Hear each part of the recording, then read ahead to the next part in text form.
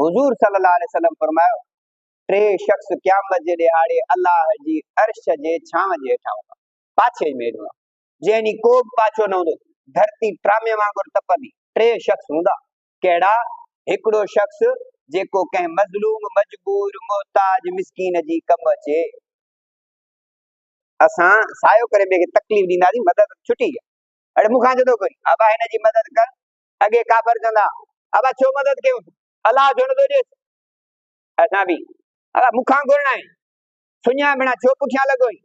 इहो जवाब है कंहिं मज़लूम मिस्कीन जी मदद करे, को परेशान आला उनखे सां घस लाए, के तकलीफ़ वारे जी जेतिरी हिन में ताक़त आहे हिम्मत करे, जेतिरी सहपत इहो शख्स बि क़यामत वारे ॾिहाड़े अल्लाह जे अर्श जे पाछे हेठां हूंदा, जंहिं ॾींहुं धरती ट्रामे वांगुरु तपंदी, का को पाछो न हूंदो सवाइ अल्लाह जे अर्श जे पाछे जे हेठि ॿियो को न हूंदो।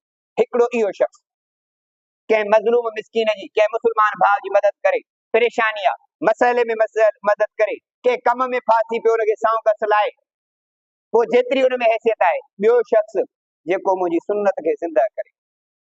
हुजूर फरमायो मन ज़िंदा करे मतलब छा आहे?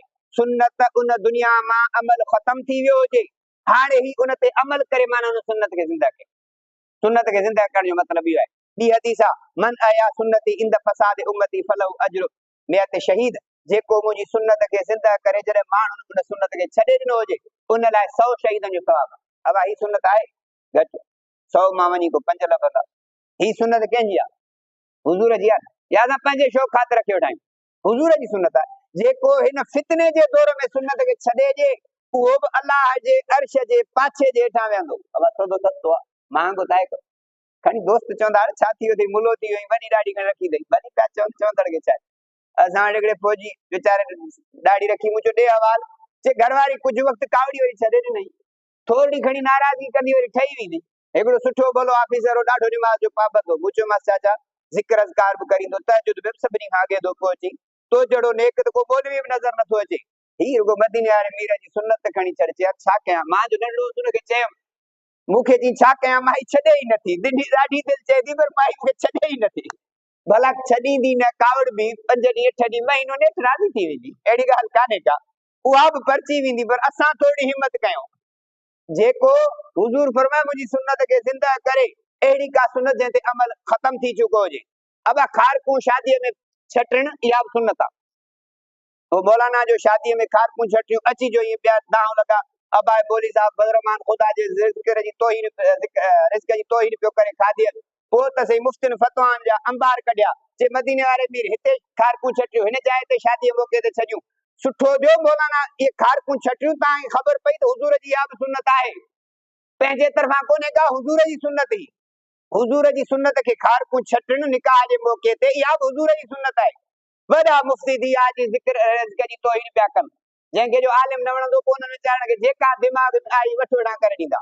टी ॻाल्हि, जेको हुजूर ते कसरत सां दुरूद पढ़े, उहो बि अल्लाह जे अर्श जे पाछे हेठां हूंदो।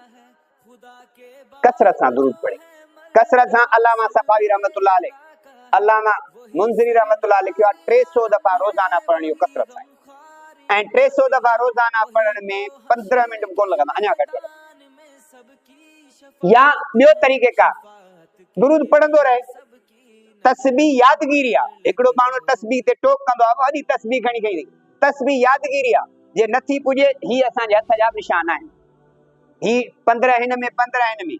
ही जेकॾहिं 3 दफ़ा पढ़ंदो 90 दफ़ा, हिकु दफ़ो ॿियो 105 दफ़ा थी वेंदी। 100 दफ़ा जेको रोज़ाना दुरूद पढ़े, उन ते बि हुजूर सल्लल्लाहु अलैहि वसल्लम वॾा इनाम ऐं कराम कया आहिनि। टाइम त लॻे ई कोन थो। हिकिड़े साहबी अर्ज़ कयो साईं,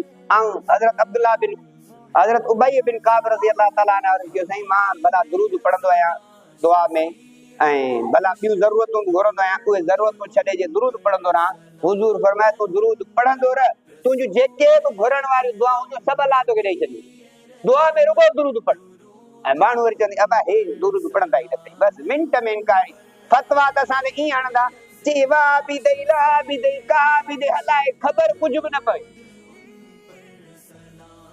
अल्लाह जे हमद सना खां पोइ जंहिं दुआ में हुजूर फरमाए दुरूद पढ़ियो थो वञे, उहा दुआ मथे पहुचे थी। दुरूद न पढ़, दुआ ई टंगियल आहे, मथे नथी पहुचे।